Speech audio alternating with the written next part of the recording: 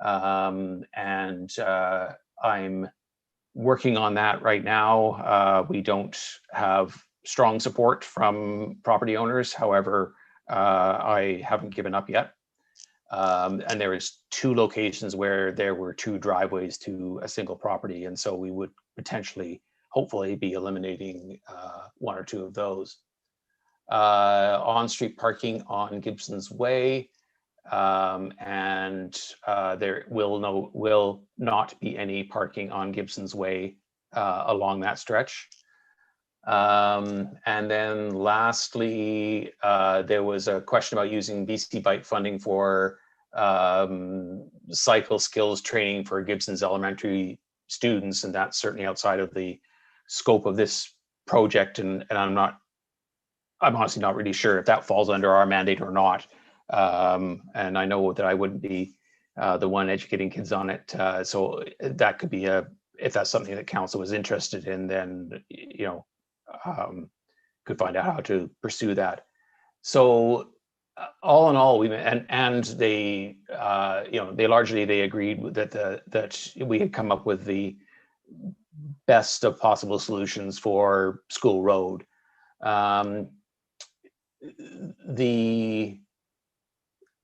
We had a back and forth subsequent to the design, and where I was able to respond to how we were able to address their concerns. And then at that point, TRAC said, thanks very much, we'll bow out now. And so I believe that we did a good job of collecting that input, and, as I say, weighing it up against the other competing challenges that we've got. So, as I say, not a perfect route, but this is, as I say, this is just dealing with the North Fletcher alignment as to whether or not to pave it in a straight line and incorporate speed bumps, or pave it in the meandering way with the concrete bands.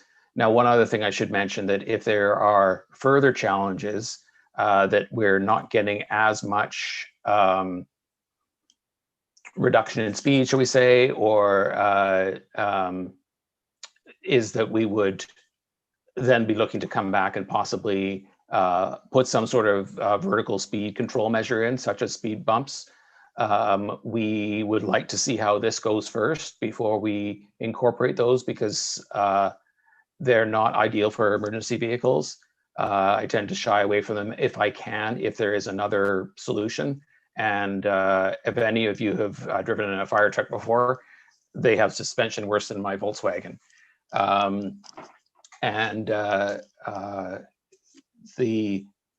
Some education will be also required. There is also another suggestion that was made about making that narrow section of North Fletcher one way, or blocking it off completely. And that would be open to discussion if it was determined that this wasn't working as well as we had hoped. Thank you, David. I guess that the interest in your comments, you're working with TRAC, because I just noticed today, when they sent quite a lengthy email in today, but I noticed it didn't go to staff. It just went to council, and it was responded to by one of our councillors.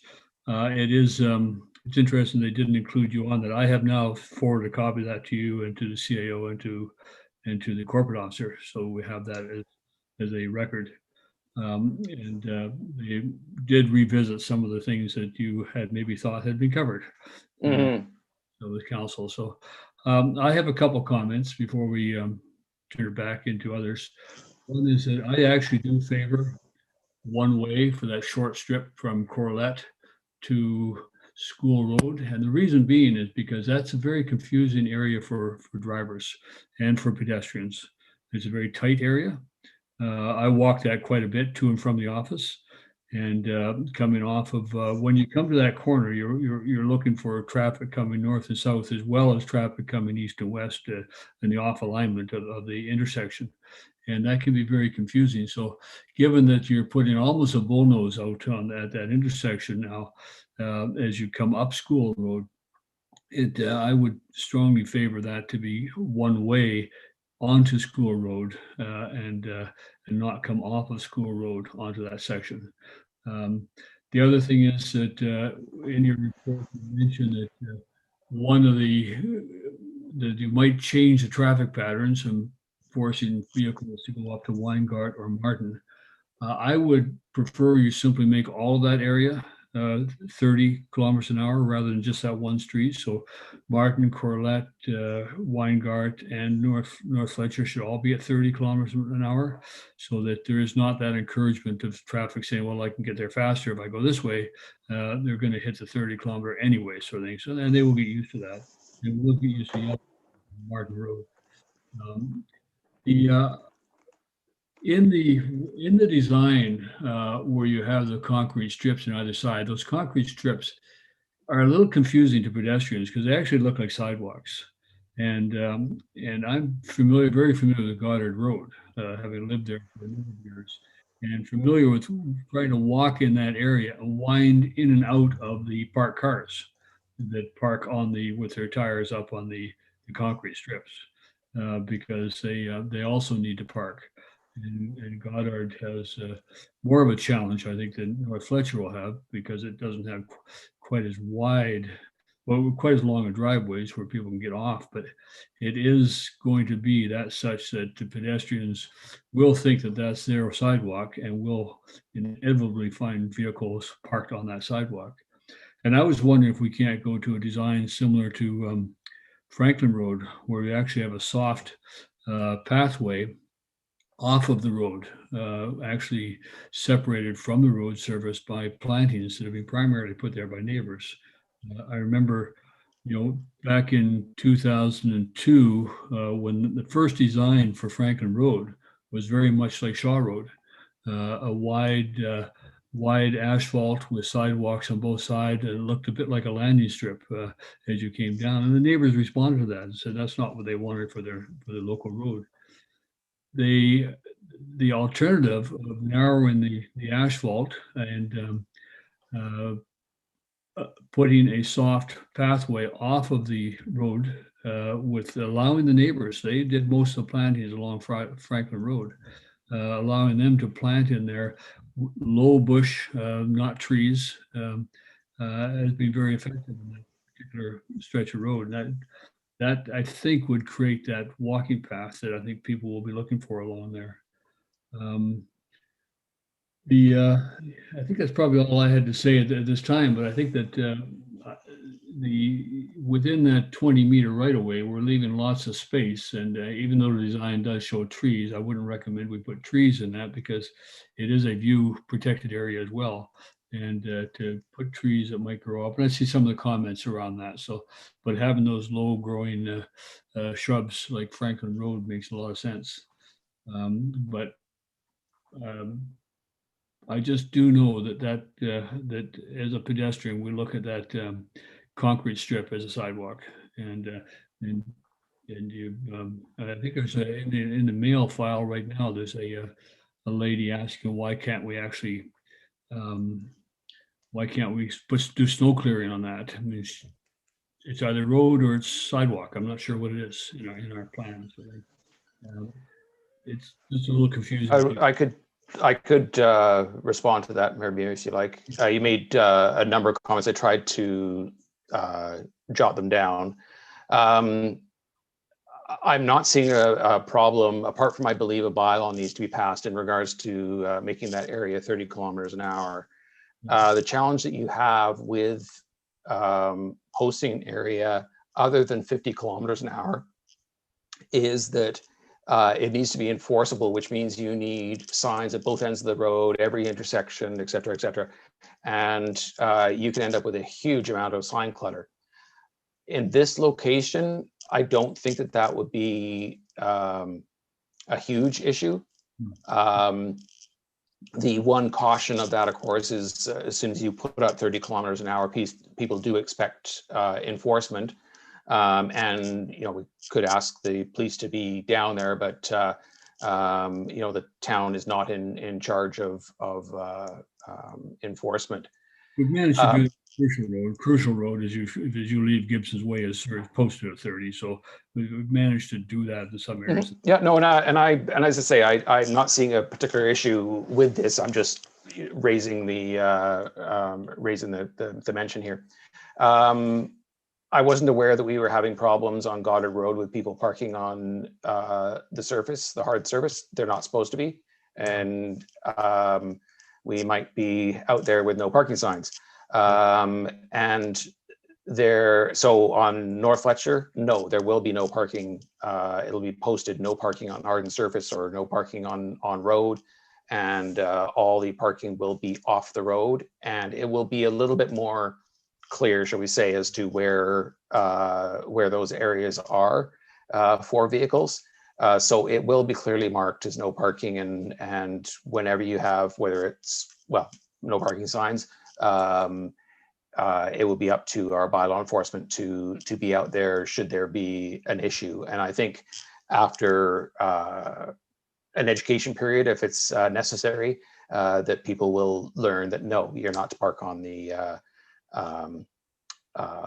road. It's actually an interesting point that you bring up in regards to the snow clearing, because we don't plow sidewalks, and yet because this is viewed as a shared area and the plows have to go up and down for the vehicles, in a way by default that will be plowed. It won't necessarily be plowed up to the standard of a sidewalk, but it will be plowed, as well as being salted. Just because it is a 6 meter wide driving surface, we don't have the problem with a separated sidewalk. The letter in the file actually from Goddard Road is asking that be plowed, so that. Well, that might be okay. So that's what they were talking about. Okay, so that should be plowed, and the only reason it wouldn't be plowed is if vehicles are in the way. So if we don't have that problem, then it should be plowed. Okay. Plantings were definitely considered as part of this, and as are trees. However, we recognize that this is a view area, and if we are to plant any trees, then they would be trees that are not going to be impacting the view. As for the Franklin Road design, we do have road designs in our bylaw already. This North Fletcher is the design that council has adopted. And so I'm somewhat loath to bring in another standard, kind of as a one-off in a way, because the intent of our roads are to have them be able to be driven no faster than what they're designed for, as opposed to the ministry will often design roads that can comfortably be driven at 80 kilometers an hour, and they post them at 50. And then you're having to go back in and do traffic calming measures. As far as the gravel pathway, although we do have a 20-meter road dedication there, I could see a pathway being possible provided we eliminated parking on one side of the road. And so there would be an offset to that. Yeah, I think I've largely addressed your questions, Mayor, unless there's something I missed. The difficulty we have is that we keep changing the standards. Like as you go along Aurora, for example, then you run into, you've got curb and gutter on two sides of it until you run into this new standard up as you approach Sunnycrest. And again, in Parkland, at least 2, maybe 3 standards for roads. And then when people ask for speed bumps, we say we can't do it, but then they look at Franklin, and then they look at South Fletcher, and they say, well, we can do it. And so that becomes a problem, not having that consistency, and people feeling that, well, gee, you did it there, and you can't do it here. And that's trying to find that consistency so that we can respond to people who are saying, yep, we really just need to slow traffic down in our neighborhood. And that's really what people are trying to accomplish. They're not trying to interfere with traffic. They're just trying to manage traffic relative to the use of the roads for pedestrians as well. May I respond to that? Certainly. So the 2012 bylaw recognized that and recognized the challenges that we have with these different standards and so on. And what the current standards are reflective of our changing views, our changing priorities, because South Fletcher at one time was the standard. And so you went with, parking on both sides or one side of the road, and you end up with these big landing strips. And then you have people coming in going, okay, can you please slow traffic down? And so there was a lot of desire to see traffic calming in the town. And that's what our road design has, that we've adopted, has addressed, is that we now don't construct roads that encourage speeding. And the road standards in Parkland, there are 3 road standards in there because we have a collector road going in through there, we have laneways, and we have local roads. And those all depend on the classification of that road. So Woodsworth itself is a collector road, so it has a different standard, and that eventually will be going all the way through to North Road. Whereas the Goddard Road, for example, is a local standard and incorporates the local road standard. So we don't have one size fits all for all our classifications. The other thing that I want to distinguish here is the difference between a speed bump and a speed hump. The speed humps are what we have on South Fletcher, and those can slow traffic down. They have proved to be effective, and they are placed in such a way that the emergency vehicles, whether it be ambulance or fire truck, are able to straddle them and do very minimal slowing in order to get past them. Speed bumps, on the other hand, sorry, I'm using another term. Sorry, on South Fletcher, speed cushions. Cushions, okay. Speed hump is like the crosswalk on crossing North Fletcher, where it goes full stretch, but it's not a narrow speed bump. It's a wider one. So those are speed humps. Speed bumps are the ones that you have that are, 1.5 feet wide, and you have to slow quite significantly to go across them. We don't like those ones because of the impact to emergency response vehicles. And so speed cushions could be an alternative on North Fletcher should we find that vehicle traffic has not slowed to the degree that we would like it to. I'll let others talk right now, but speed cushions, by the way, work even for my sports car. I can go over speed cushions by just going on one wheel on them. But the speed bumps through the rec center, I can't drive through with a sports car. So that's his difference. Councillor Ladwig.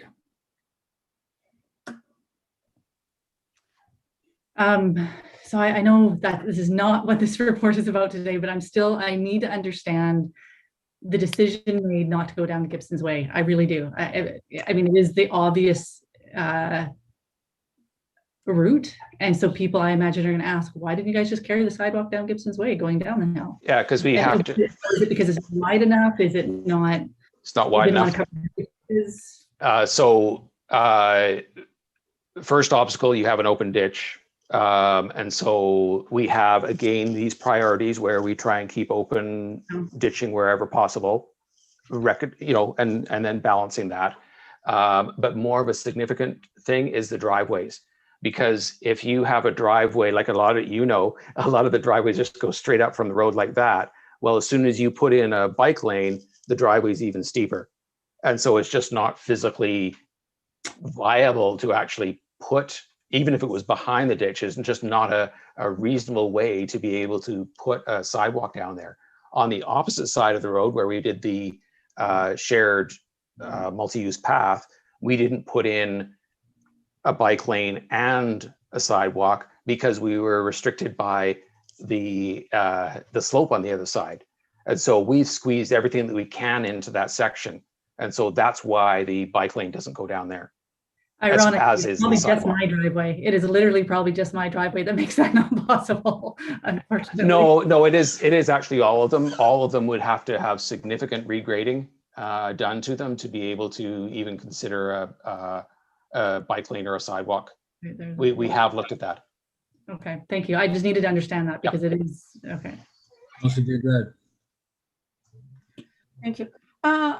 What, or maybe, is it possible to have a controlled crosswalk on school road? I'm concerned with, I mean, I share obviously the details of North Fletcher, but to me, my biggest concern is because right now, because it's not officially a bike route, people won't go there. The moment it becomes official, and then you have summer, you know, active transportation has been, it's now part of curriculum. At school, everybody's getting more into their bikes. COVID brought more awareness, and the population is growing. So we're gonna have school road, more traffic, and we're gonna have kids now that won't go on the, or not only kids, but less experienced drivers crossing school road. So is it possible to have a controlled cross?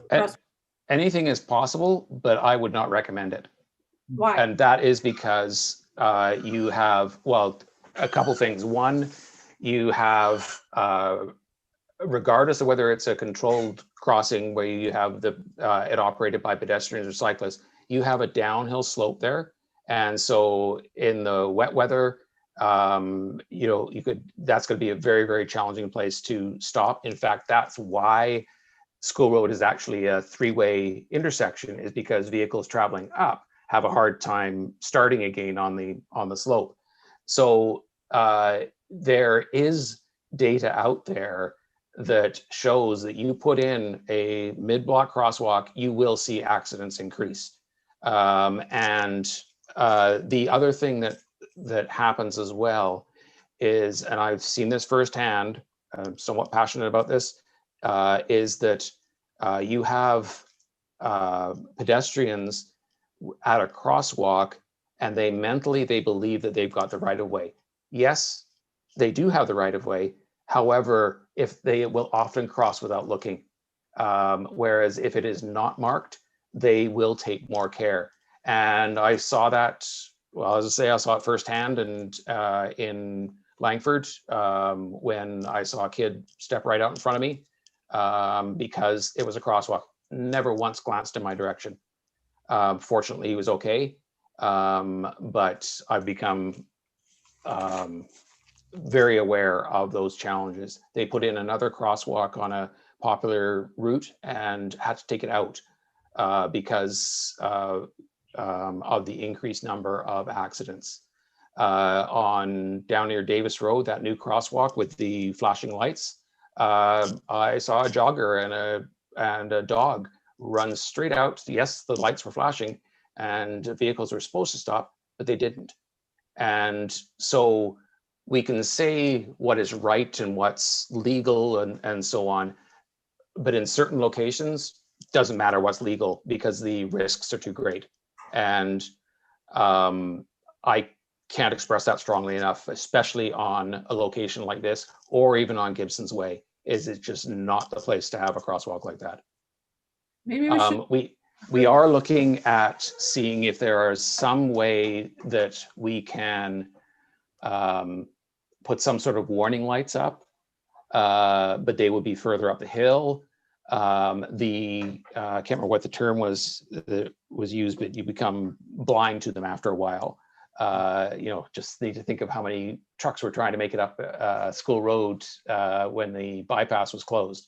We have flashing lights below a no truck sign, and we still had trucks trying to drive up the road. So there's that challenge as well. And there are also criteria as far as the use of those lights and where they can be used, and you're opening yourselves up to liability if you start using them in a way that is not up to the appropriate standard. And I do hear your concern, but as I say, I can't emphasize it strongly enough. That is not the place to put a crosswalk. Okay, councilors, other councilors? Okay, have we exhausted this discussion? I mean, is there any appetite to do that stretch of road from Correspondent to School Road as one way onto School Road? David, you live there. How do you feel that would affect the traffic? It would certainly reduce the traffic. I know a lot of people come up School Road, cut across that narrow stretch to access Martin and Weingarten, the townhouse complexes there. I know there's a couple of short-term rentals in that block, so you're going to be dealing with people trying to get to a short-term rental and not aware of the fact it's one way, and they're going to be probably going the wrong way on a one-way street because it's more convenient to do it. You know, I would like to see what happens after this exercise is in place. And I think a lot of people are probably going to not take North Fletcher because of, right now, North Fletcher is a shortcut speedway.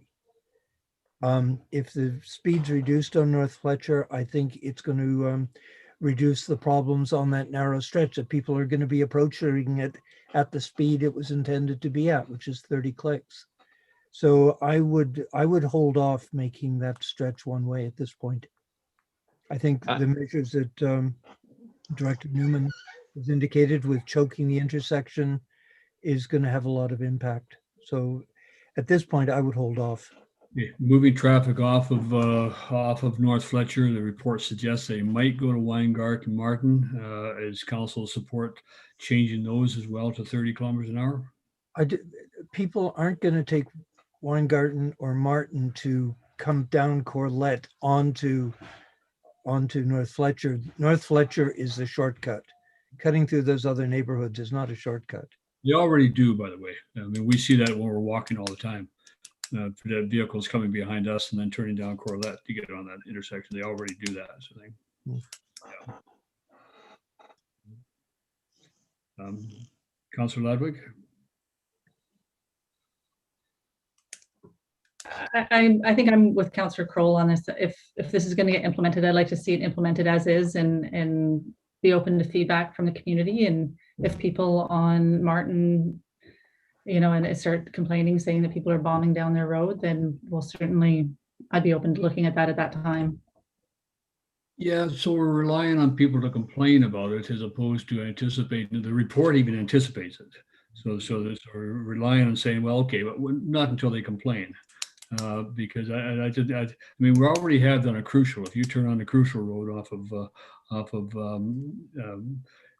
the highway, off of Gibsons Way, you're in 30 kilometers an hour until you come out after the fire department.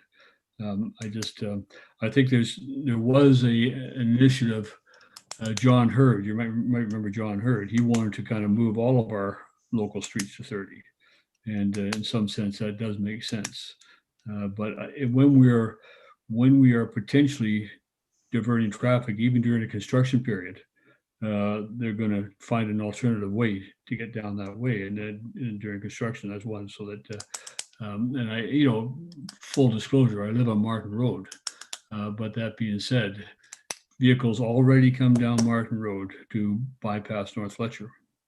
We see that. So I would just like to say, let's not move a problem. Let's be consistent with how we deal with a problem. May I comment? Yeah. As I say, the 30 kilometer, you have to take that with a little bit of a grain of salt. In this instance, I don't think that 30 kilometer an hour is unreasonable for those. And this area, I'm not as concerned about sign clutter just because of the way the road is. I don't think that we will have as much problem with that. But looking at how successful this is, we are able to do this in stages. You know, do what we have got planned here, post the neighborhood at 30 kilometers an hour if you want. That's not going to really cost us much. And then if we find that, and when I say we're moving the problem from one place to the other, I'm kind of trying to bring to council possibilities. I honestly, drivers' behaviors are funny sometimes. And I mean, I always drive the same way to a store, but take a different route back for some obscure reason. I've analyzed it and I go, I don't know why, I just do. So we, the options that we have are for later is the one-way section of the narrow road, blocking that section of the narrow road, putting speed cushions on Martin and Weingart, putting speed cushions on North Fletcher. There's lots of it's not like you're doing something irreversible here. We can roll this out. It will take probably at least 6 months for traffic to behaviors to change. I'm sure that if we're going to get complaints, they will also be in the first 6 months of the implementation. And then let's take a step back and assess how successful it's been. Staff will also be keeping an eye on it. And I happen to know a certain councillor that lives on North Fletcher and another politician on Martin. So we've got eyes and ears out there. Councillor Dindrat?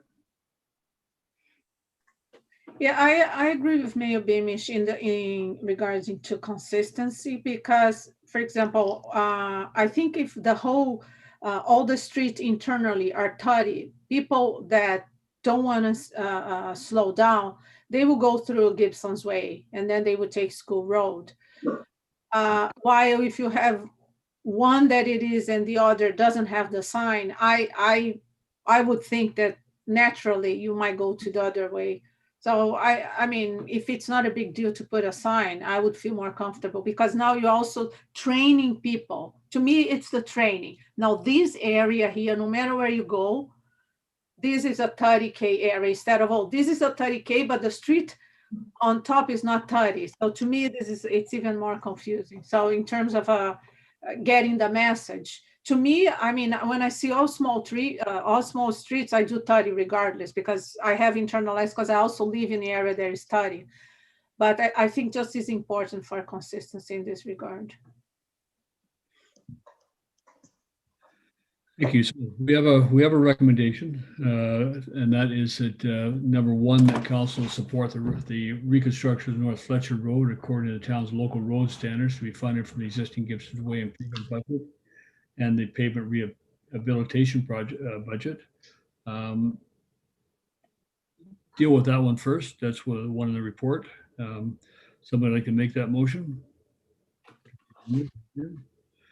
Seconded by Councillor Ladwig, thank you. Further discussion of that?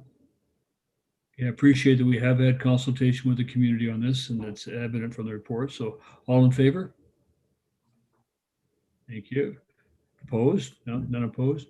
I would like to make a recommendation that all of the streets in this area, including North Fletcher, Weingart, Mark, and Corlett, I don't know that we need to go to Adonis. I think it's people can't get up to 30 kilometers on that, but all the neighborhood streets in this area be posted at 30 kilometers an hour speed. Maybe it's just before you make that, if I could interject. Yes, go ahead. For staff benefit, it would be helpful if you did just only say the 4 roads that you wish to see posted at 30. Weingart, Martin, Corlett, and Adonis. No, and North Fletcher. Yeah, thank you. Somebody second that? Councillor D'Andrade second that. Discussion, further discussion? Councillor Ladwig, go ahead. Do we need to consult those streets on that decision change? Well, it certainly wouldn't. I mean, I don't know that you'd get opposition, but it certainly doesn't hurt to do that. I think you could write a letter to the residents of the neighborhood and ask if they have any opposed to that.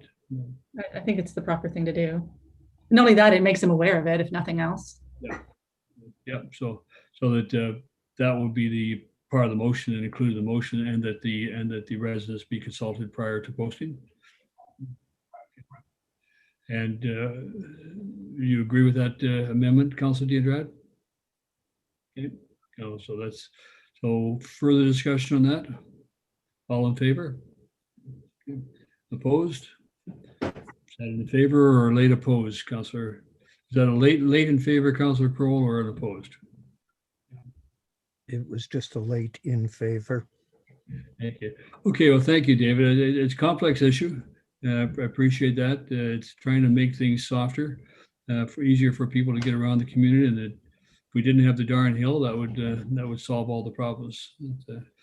I appreciate that. So thank you for all your work on this, and thank you for the process. Thank you. Thank you. Okay, the next one is report concerning correspondent management review. And this I'll turn over to our corporate officer, Rebecca Anderson. Rebecca? Thank you, Mayor Beamish. In the meeting of February 16th, there were some concerns expressed with regard to how correspondence is managed, and I was asked to bring a report forward to today's Committee of the Whole. And I have managed to get a start on it. Being fairly new to the town, it required a little bit of becoming familiar myself with what all you have in place, and I thought it would be a good place to start. And then I'd like to hear more about what it is that you feel is working and not working, and then bring back a further report to you in April with a better understanding of what it is you're looking for, and some explanation of best practices and some options for you. I have attached to my report in order to make sure we're all aware of what does exist, the legislation that you have regarding correspondence. Your council procedures bylaw is attached. It is largely silent. Other than listing that correspondence will be on the agenda, it says nothing about how or in what way or what correspondence, and that might be something to consider. The other way in which it's been dealt with is through your policies. And you have also attached the correspondence management policy, and this is where you really hear or see how correspondence is managed. You can see there are procedures for incoming correspondence, that correspondence, invitation to conferences, AGMs, grand openings, and meetings that are received by mail, email, website, or fax that are addressed specifically to a list there, and how they are to be distributed. They are mostly to the corporate officer, unless they are the director of planning in the planning department, in which case they're redirected to the director of planning. And then it deals with specific types of correspondence, such as complaints, appreciation, or requests for service, resumes or applications, and then if something comes in for senior levels of government and other municipal governments that are addressed, generally they go to the corporate officer, and if it's from UBCM or it's in-house or grant opportunity, again, it goes to the corporate officer. So at 3.3 of the policy, which is page 43 of your agenda package, you'll see that the corporate officer is to manage the town's correspondence at his or her best discretion, and specifically as follows, and it lists specifically how things are to be done. So I'm becoming familiar with this as well, and taking a look at what we have been doing and what we could change, and whether it's working well or not. And I'd like to hear more from you about that. I've also attached the letters of support policy, and that's at pages 45 and just page 45. It's just a small one page, and that's how we handle a request for council to support a particular activity, or a local nonprofit that is seeking something from another agency or the provincial government for projects. And if there's no cost to it, then there's a procedure set out here for how we handle that. And there is an exception for if a matter is an emergency or time sensitive in nature. And then after that is our procedures manual for how we internally handle correspondence. So what I'm looking for you is to know what's working well, what's not, and what it is you're hoping to accomplish. And then I'll come back with further report in April for you as to how we might address those concerns through amendments to policies or changes to our practices. Thank you. Go to council. I wasn't at the meeting when this was originally discussed. I can tell you that every organization that I've ever worked for, including the provincial government, correspondence management is a challenge, and it's become more of a challenge with the advent of email. I get 20 to 25 emails a day. You don't see them all. Every email I send out, I usually copy to Rebecca and or Manny, or both. They're harder to manage under a process. Most larger organizations actually have correspondence clerks who strictly manage correspondence. It's a luxury that I'm not sure that we can afford yet. If we could afford it, is something to think about. Probably require a quarter time or half-time person to manage correspondence, because there's a tremendous amount of follow-up on it.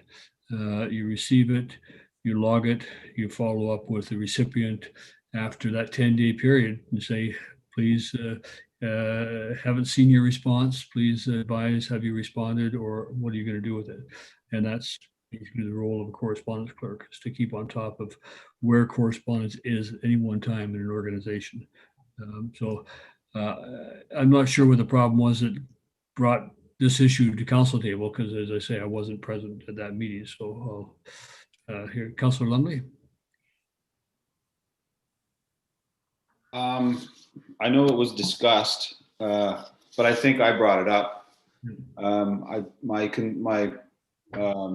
I guess that's why the procedural bylaw is attached as well, but in the report, and thanks for the report, Rebecca. My problem is that we stop and we talk about correspondence and the public has no idea what we're talking about because they don't see the letters. They're not attached to the agenda, they're not opened. So it's like council sitting around discussing something, and as transparent as you want to be, it's almost like a mystery. Like people have to try and follow along to hope that they understand what we're talking about. So that was my only concern, was that how to better include the public in conversations that we're having about an issue that part of someone in the community has raised, but nobody else is privy to what we're discussing. That was basically it. Yeah. Rebecca, are those correspondence files available prior to a meeting or post meeting? Elizabeth brought to my attention that they at one time were posted. There was a posting on the website. I'm not sure exactly what was done and what that looked like. I haven't had a chance to look into it, though she has. What we did do is, where that link appears on our website, is put a note that says that this is under consideration, because we realized nothing had been posted there for quite some time, and that it was a bit misleading to see a link and then go there and see nothing since, a few years or 2 years back. So we put something up that says it's under consideration, and I'm hoping to find a chance to sit down with Elizabeth and look at that and see what we can do there. There used to be a binder, I'm told, that people could come in if they saw an item listed that they wanted to see. It could just be a list, and then if you wanted to actually see the item, you could come in and look at a copy, and we could make a copy for someone. So now with COVID, that hasn't been the practice any longer. So I'm not sure, but I have some work to do to familiarize myself with what staff have and haven't been doing and why. And I hope to tackle that and come back to you if there's any issues there, depending on what it is you're looking for me to put into place. So there is a possibility to put some of those things back into place, so that the public do have access to copies of the correspondence and a place to go to see what we have received. Okay, thank you. I think it's important that on the website we indicate where that's going to happen. That the person who does either email to us or write to us is aware that their correspondence will be public. I think that's part of what it's. I think that we didn't start the list of correspondence on the agenda package until after. That I think started with this council. It wasn't previously there. It's something I was used to in other communities, putting a list on the package. Previously, with the town of Gibsons, when I worked here before, we had a correspondence file, and it was never listed, but council would circulate this file among them during the week, and any piece of correspondence that they wanted to raise, they would raise, but it wasn't a list per se. So there's many different ways of doing things out there. It certainly, to make it as transparent as possible and make sure that people have access to the same information we're looking at, I think is very useful. If I might say something further to that, there are privacy issues. We do take care to redact names from some correspondence, and you want to be sure that there is no contact information as well, if that's necessary. And I've lost my other train of thought. There was something else I wanted to say, in addition to the privacy issue, but it'll come to me later, I'm sure. Councillor Crowell. Thank you, Mayor Beamish. I certainly appreciate what Councillor Lumley brought up. You know, the list of correspondence received is part of our agenda, which is public, which in turn would sort of suggest that the letters associated with that list be public. As you said, obviously, if someone doesn't want their letter to be public, they would need to indicate it. And I don't know whether in that case, whether that letter should even be included on the list, because then it's going to become confusing. Why are some letters there and some not?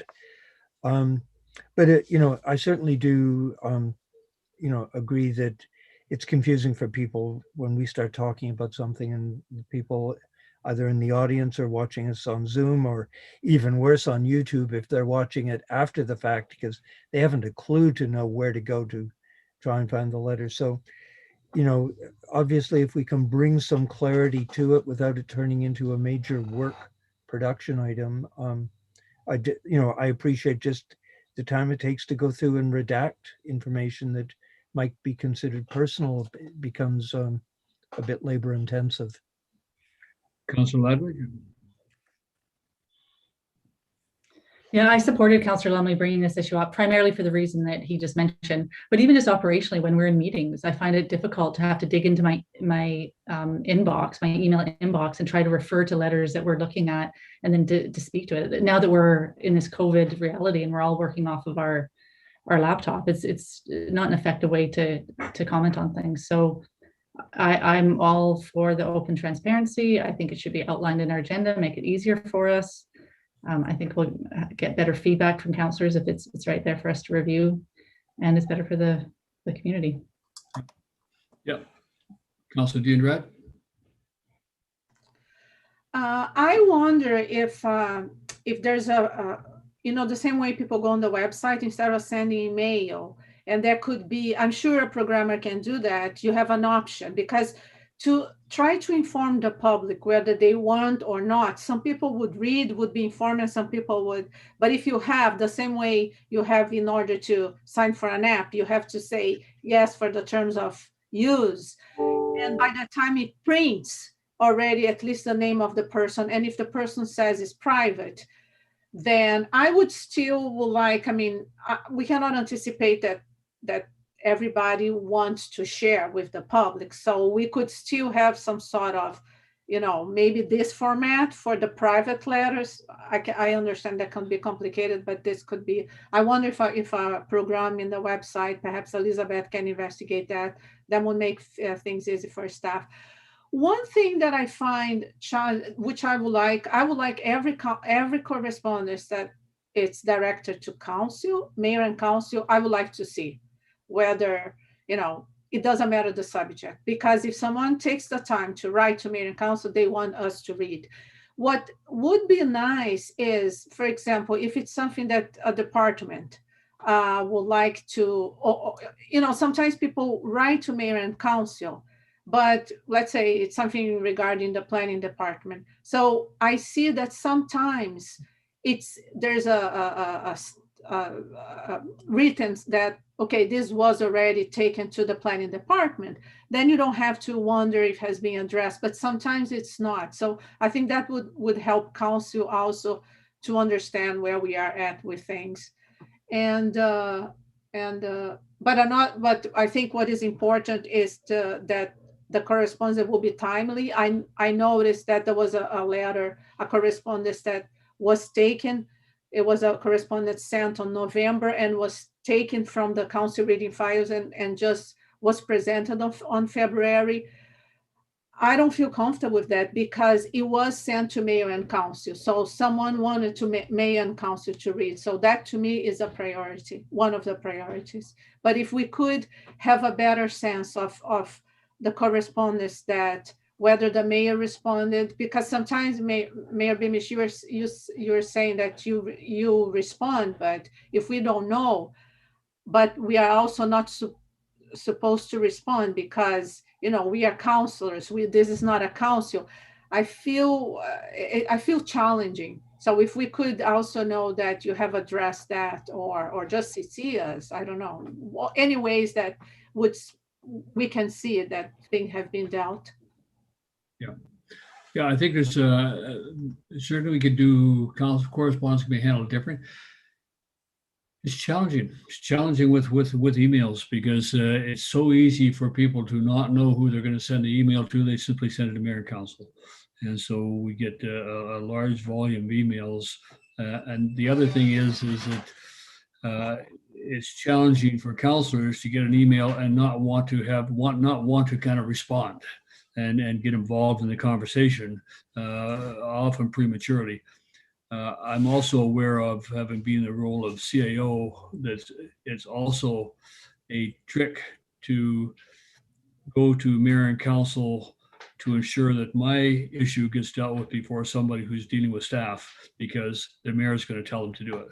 And so they use that route sort of thing. But not everybody, but certainly some people know the system. So they figure, well, we'll just send it to the mayor and the mayor will deal with it and I'll get priority. And you've got to be careful of that too. So I'm sure Councillor Ladwig, the federal government has the same challenges with correspondence. And I'm sure you've dealt with them and you've got great systems in place. Go ahead. No, we just get emailed and I respond. If you're lucky, if I catch it in my inbox. That's right. I was just curious, what is the filtering, or first of all, is there a filtering process for mayor and council correspondence? Like, do staff kind of pick out the important ones, or if we do decide to put everything into the agenda, like, are we going to be flooded with 200 correspondences? Like, what is the process right now? Yeah. CAO or corporate officer, you want to talk for that? Maybe I can just start from the only email that we see that before council would see it is the info at town of Gibsons. But the mayor and council email goes to yourselves, as well as the ones that are just your own individual address. So you get it at the same time that we get it. There are some cases where it's associated with either a bylaw enforcement case, or particularly the planning ones that require agglomeration by the corporate officer and the planner. Then in those cases we ask you to just not respond to those because they're part of a process. But we don't receive, it's not like letters. Yes, we receive it and then stamp it and mark it who goes to council, CRF, department, and so on. But we don't have another account that we get an email that was directed to you that we hold down and then only release it later, if that makes sense. But Councillor Ludwig? Okay, we don't receive the correspondence that goes to mayor and council, not that email inbox. That's a separate inbox that we don't get. So we only get it when it comes through our agenda packages. I don't think so. I mean, you got that one from Jody from Track today. Yeah, but that one came to us individually. So if Well- it goes to the mayor and council email address, it goes into a separate inbox. And we only see it when staff bring it to us in our agenda package. Okay, who wants to go on that one? Yeah, just one quick thing, just so I still corrected there, I have to verify that, but I think there's another email called counselors@gibsons.ca. I think that's the one that you all get when we send. So, and that's been part of the challenge. Like we've already mentioned 4 emails. And so, I mean, it's one improvement is just maybe have less email addresses. But Rebecca, please continue. Anything addressed to mayor and council it should be coming to mayor and council. And certainly we would make sure you see it. That's our intent. We don't pre-screen for you. Occasionally we get something where we don't know who it's addressed to. We have trouble telling who it's from, and we can't tell what it's actually about. And you may not see those, but they're not addressed to mayor and council specifically. Those are ones that we genuinely aren't sure what the person is, who the person is from. The info at gibsons.ca is where most of our emails come in. If they're addressed to mayor and council, they go to you, or they go to me first and then to you. One of the things I did want to say that I couldn't remember earlier, it's come back to me, is that one of the concerns I have is that motions can happen on the fly when you're looking at correspondence. It will suddenly raise an issue and conversation will happen, and rightfully so, you want to respond by making a motion. I think it's important that we utilize the notice of motion system with the correspondence. We have a process in place with delegations. We don't make motions based on a delegation at the time that it's made. Something similar might need to be in place with correspondence, so that staff have some ability to prepare for the request and think about it before it happens on the floor of the meeting. So there may need to be something like that, and I will work on it together and come up with one that works for everyone. Councilor Deirdre. Thank you. Thanks, Rebecca. I don't see this being an issue from my 2 years here.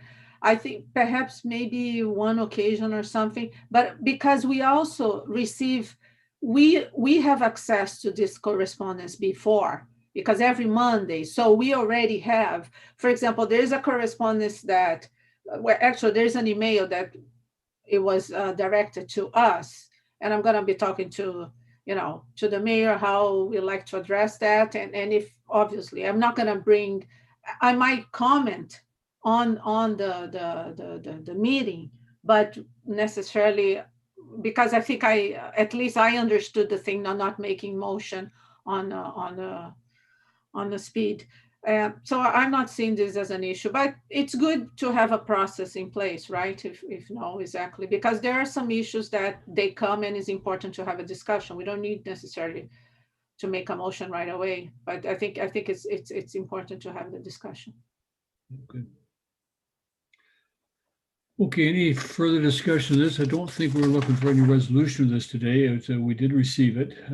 Recommendation is that staff report to council in April 2021 regarding the best practices and possible amendments to existing council procedure bylaw 1207, 2015, and or drafting of a new policies and procedures for the town's management and correspondence. Should somebody care to make that recommendation? Councillor Lumley, thank you. Councillor Crowell, seconded. Further discussion? All in favor? The CAO wanted to say something. Oh, sorry, the CAO. Is that guy down there? Yeah, sorry. Yeah, down below. Just got a note from Tracy. Just reminded me that on the mayor and council, Tracy gets those emails and she forwards it to council as they arrive, and then they are summarized on the CRF. But she does filter out things like sales and things like that. But we do have the whole collection here. But she just either forwards sometimes, see email from so and so. Those are the ones that from main council. But we can clarify that further on the next round, so that we make sure we're all there. Thanks very much. Thank you. Thank you. Okay, so all in favor of that motion? Thank you. Thank you, Rebecca, and thank you, Manny, for your input. We'll go now to inquiries, and this is anybody who is in the audience, including staff, if you have any inquiries for council. If anyone has a question, if you could raise your hand, I'll move you over to become a panelist so you can address council. No one is raising their hand, Mayor Beamish. Thank you very much. Our next meeting of the Committee of the Whole will be held on Tuesday, March the 16th at 3 p.m. in the same room. Okay, so a motion to adjourn, please. Councilor Crowell, Councilor Ladwig, all in favor of adjournment? Okay, thank you. And we'll see you all at 7 o'clock or shortly before. Thank you very much. Take care.